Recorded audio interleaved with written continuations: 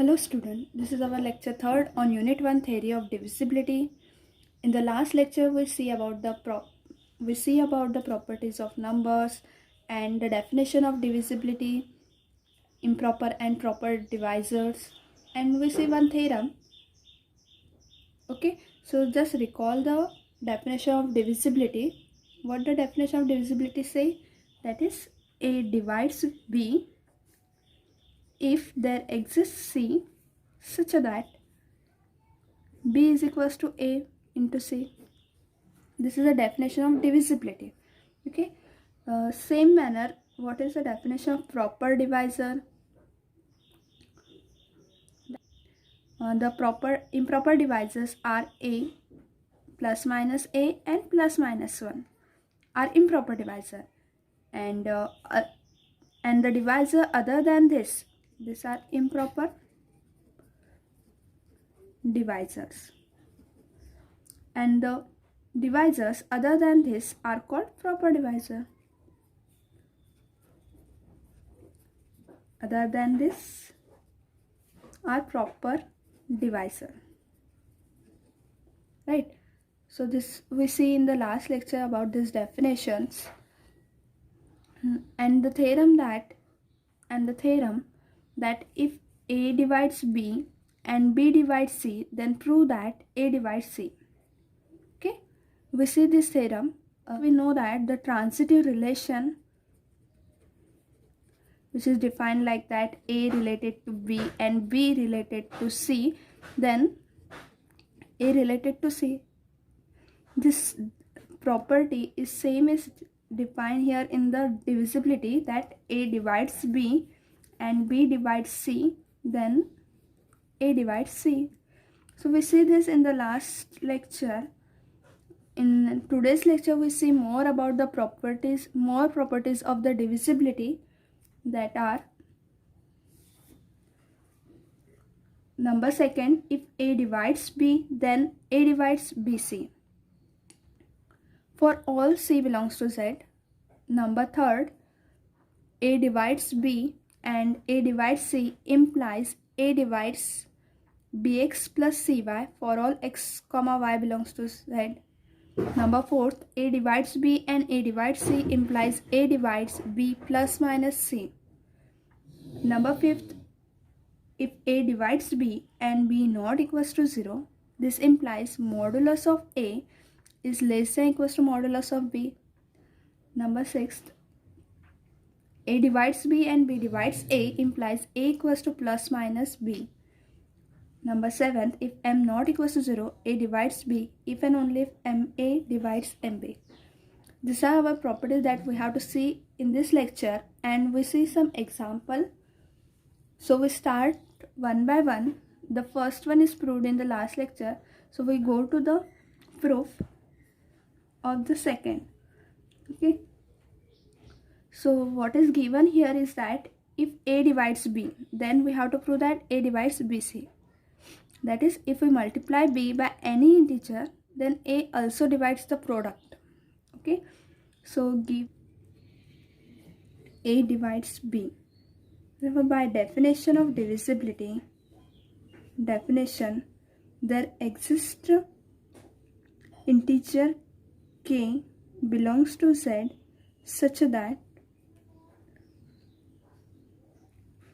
B is equals to K into A.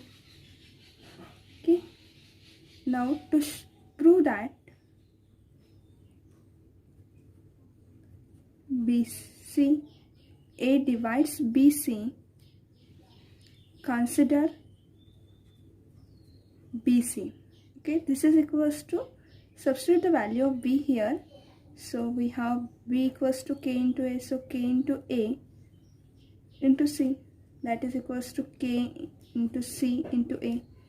This is true since the set of integer is associative. Okay, so this is equals to D into A. Since D is equals to K into C equals to integer, as the product is closed under integer, therefore the product K multiplied by C is integer, and we say this is equals to D. Therefore BC equals to D into A, and this implies A divides BC by this definition of the divisibility, right? By definition of divisibility, A divides BC. Now see, here the given statement is if A divides B, then A divides BC.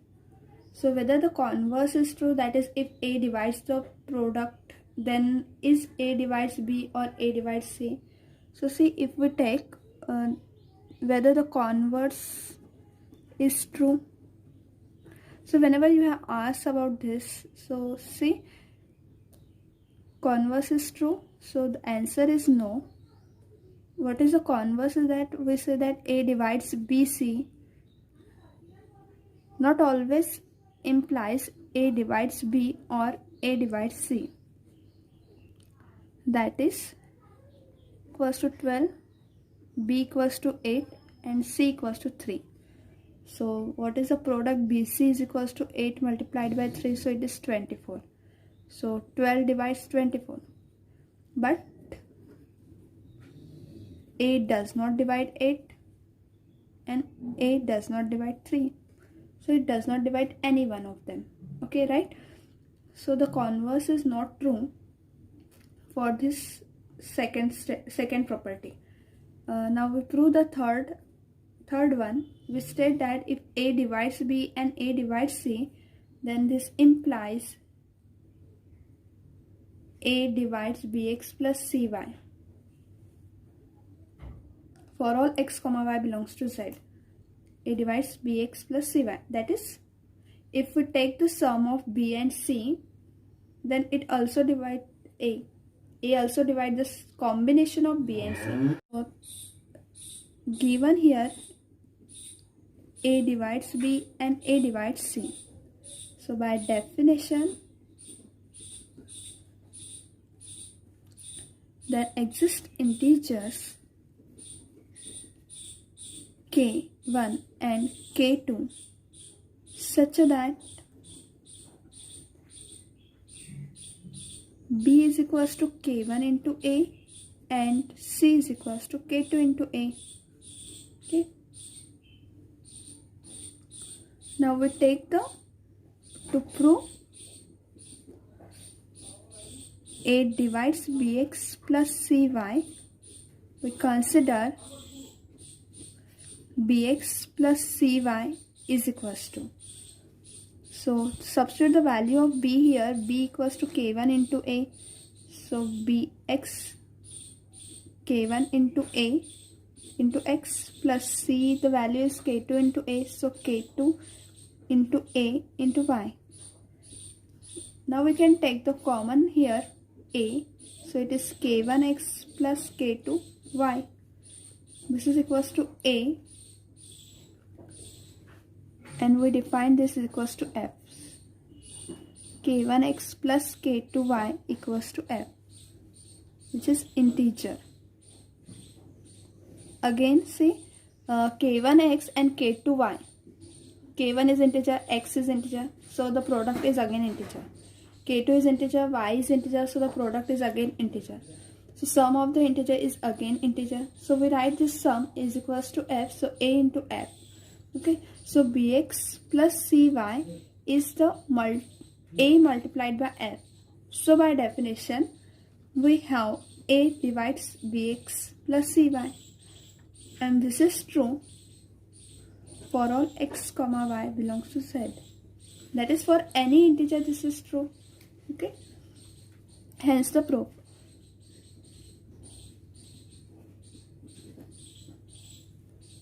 Now see the fourth property. A divides B and B divides A. A divides B and A divides C implies we have to prove that A divides B plus minus C. Okay. As seen in from the third one, if we substitute x equals to 1 and y equals to 1 from third property, we have if A divides B and A divides C, then A divides bx plus cy, bx plus cy for all x comma y belongs to z. So we take, by taking x equals to 1 and y equals to 1, this implies A divides b plus c.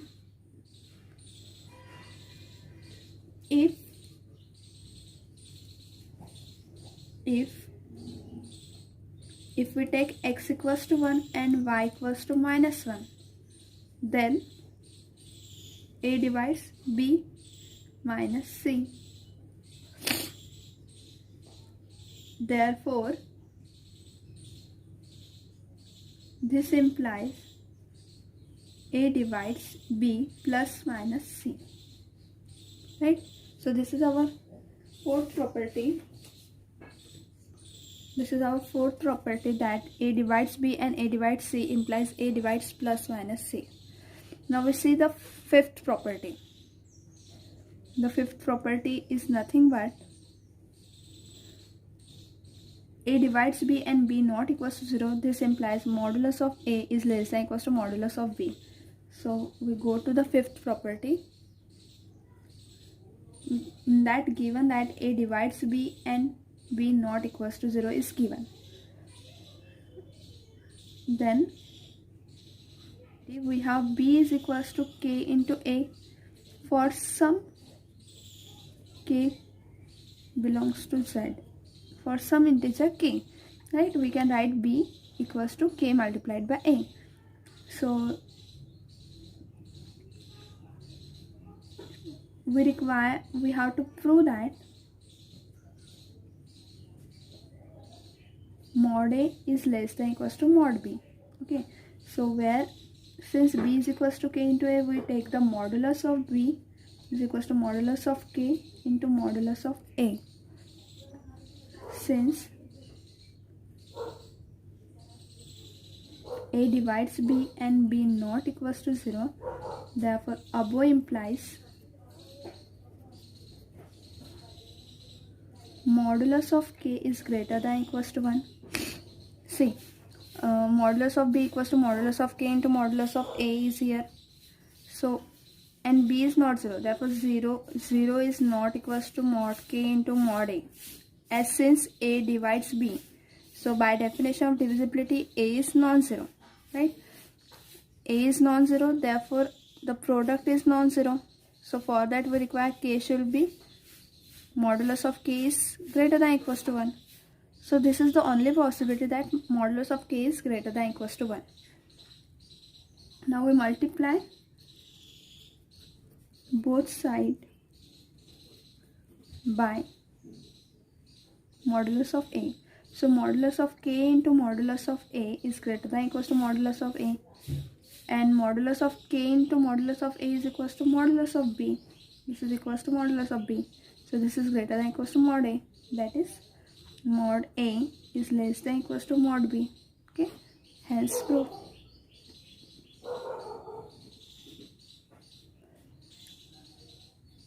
Now see the remark here. As here it is not mentioned whether A is positive or negative integer. So if we take A and B are positive integers, then in that case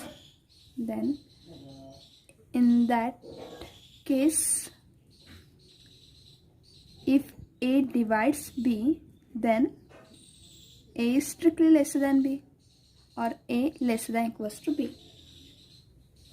Okay, so this is our fifth property. Now the sixth property. The sixth property is A divides B and B not equals to, A divides B and B divides A. Then we have to prove that A equals to plus minus B. We have given here A divides B and B divides A. So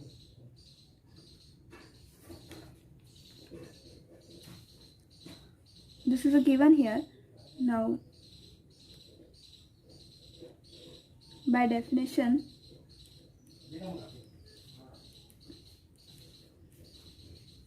there exist integers k and k dash such that b is equals to k times a and a is equals to b equals to k times a and a is equals to k dash times b. Therefore,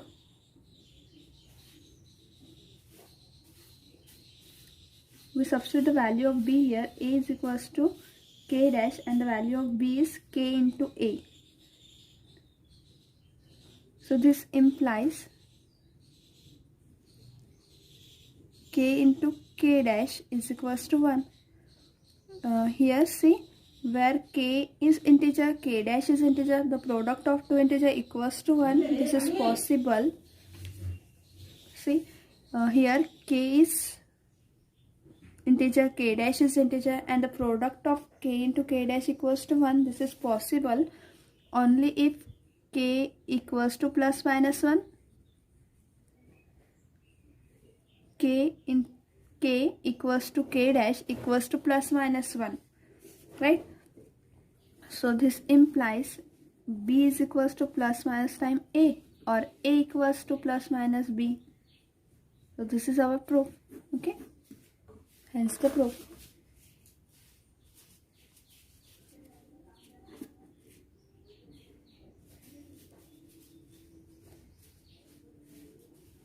Now we see the next property, that is 8th one. M not equals to 0. In that we have given that m not equals to 0, a divides b. And we have to prove that this is the 8 properties. The 8 properties m not equals to 0, a divides b if and only if a divides mb.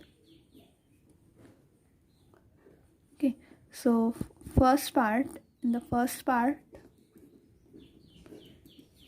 if and only if is there. So first part is m not equals to 0, a divides b is given. A divides b implies b is equals to k into a, where k belongs to z. That is, k is some integer. Then we multiply it, since m not equals to 0, so we multiply on both sides.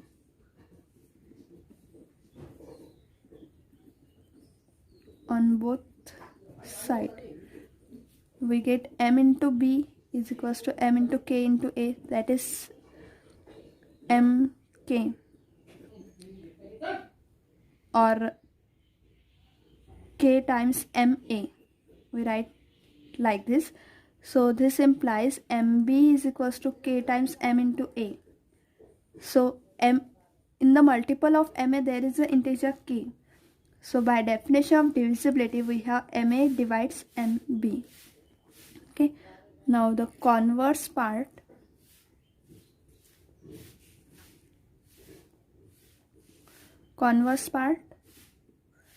We have given that ma divides mb. Where m is not equals to 0. So ma divides mb implies ma equals to mb is equals to k times ma for some k belongs to z. Since m is not equals to 0, dividing by m,